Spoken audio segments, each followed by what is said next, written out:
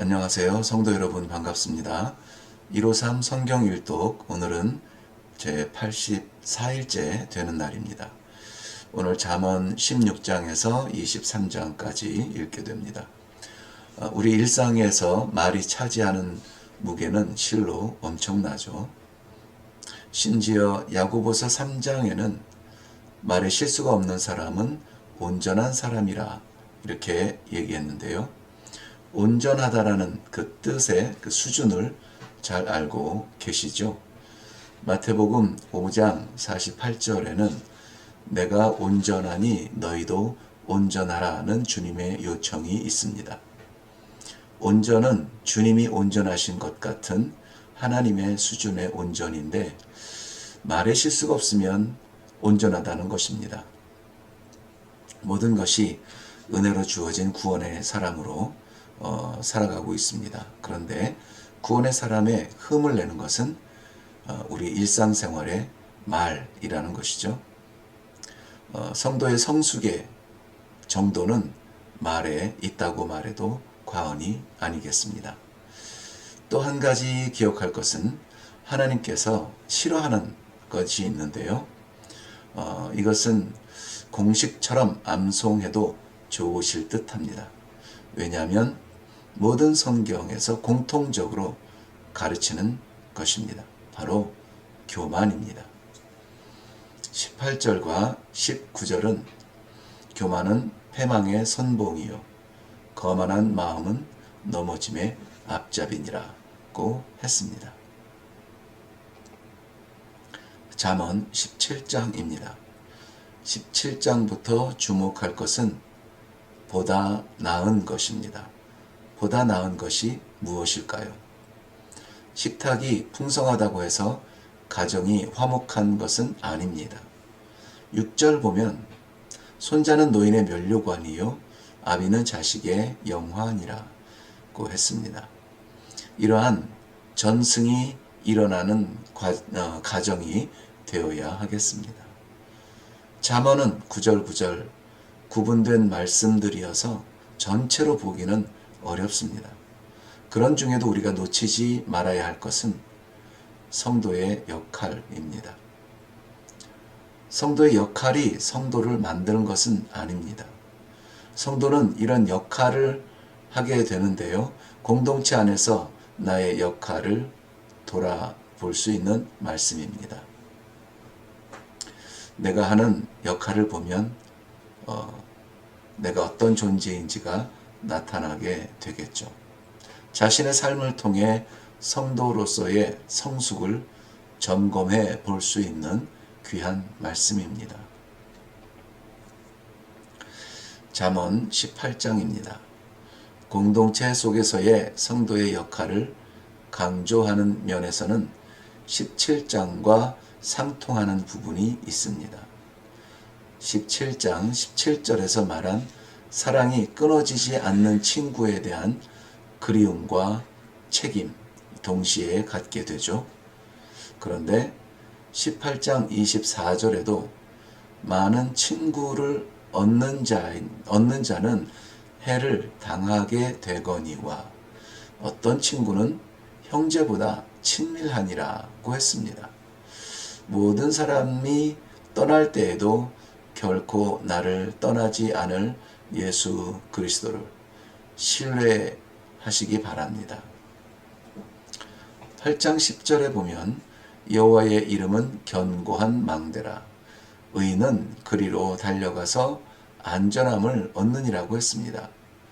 의인은 옳은 일을 해서가 아니라 그 견고한 망대를 놓치지 않기 때문에 의인이 되는 것입니다. 떠나지 않을 그 이름 예수 그리스도 우리의 왕으로 바라보며 사시기를 바랍니다. 잠언 19장입니다. 보다 나은, 보다 중요한 것을 기록한 19장에는 그 외에도 많은 진리를 담고 있습니다. 성도가 비록 가난하여도 죄로 인한 소득과 결별하는 것이 바람직하다는 내용도 있죠. 즉 재물보다는 의로움을 구하라는 것입니다. 11절이 말하는 더디함은 어떤가요? 사람들은 아주 빠르게 타인의 허물을 과장합니다. 그러나 주님은 너희 중에 죄 없는 자가 먼저 돌을 들어 치라고 하셨습니다. 우리의 손에는 돌이 없을까요? 끝까지 고집하는 어리석은 자를 위한 결론의 말씀이 29절에 있습니다. 채찍은 어리석은 자의 등을 위하여 예비된 것이니라. 하나님은 우리에게 평강을 주시기를 원합니다. 채찍이 아니라. 그런데 우리는 왜 늘 이러한 채찍을 향해서 달려가고 있을까요? 오늘 이 말씀을 묵상하고 채찍 대신 하나님께서 주시는 평강의 삶을 살 수 있도록 노력하는 하루가 되시기를 바랍니다. 잠언 20장입니다. 진리, 양심, 감각. 성도가 따라야 할 것들이 있는데요. 먼저는 진리를 따르는 것입니다. 이것은 최선의 길이고 최고의 방법입니다. 잠언 31장 전체 가운데 10장 정도에서 놓치지 말아야 할 진리를 말하고 있습니다. 그러니 진리, 우리가 결코 떠나서는 안 되겠죠. 그 다음이 양심입니다. 오늘 20장 10절에 보면 한결같지 않은 저울추와 한결같지 않은 되는 다 여호와께서 미워하시느니라. 이 무게를 좀 더 달아 보이게 하려고 속이는 추, 저울의 추가 있죠. 그리고 양을 더 많아 보이게 하려고 하는 그 되가 있죠. 이런 것들은 좀 더 얻을 수는 있을지 모르겠지만 여호와께서는 미워하시는 것들이라는 겁니다. 하나님께서는 이들을 판단받지 않고 스스로 볼 수 있도록 듣는 귀와 보는 눈을 주셨습니다. 바로 첫째는 진리요, 둘째는 양심이죠. 이것이 무뎌지면 우리는 자연스럽게 죄에 익숙한 감각의 세계를 살아가게 됩니다. 감각적으로 좋은 것을 하게 되겠죠. 양심에 거리낌 없이, 진리에 옳고 그른 판단 없이. 잠언 21장입니다. 전반부에 행위와 마음을 대립시키고 있습니다. 여호와는 마음을 감찰하시나니 행위 완전하여도 여호와 앞에서는 마음이 공의와 정의를 위한 진정성이 있게 나타나야 됩니다. 행위를 넘지 못하면 눈이 높은 것과 마음이 교만한 것과 악인이 형통한 죄를 벗어나지 못합니다. 이러한 것들은 행위 가운데 반드시 나타나죠. 마음의 공의와 정의는 21절에 보면 생명과 공의와 영광을 얻느니라고 했습니다. 9절과 19절에는 다투는 여인과의 힘든 동행을 설명하는데요.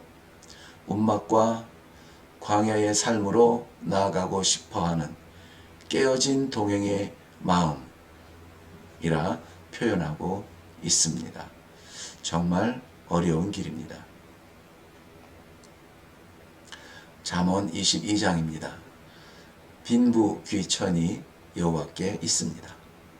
그러므로 성도의 자녀들을 위한 바른 교육은 여호와를 알게 하는 것입니다.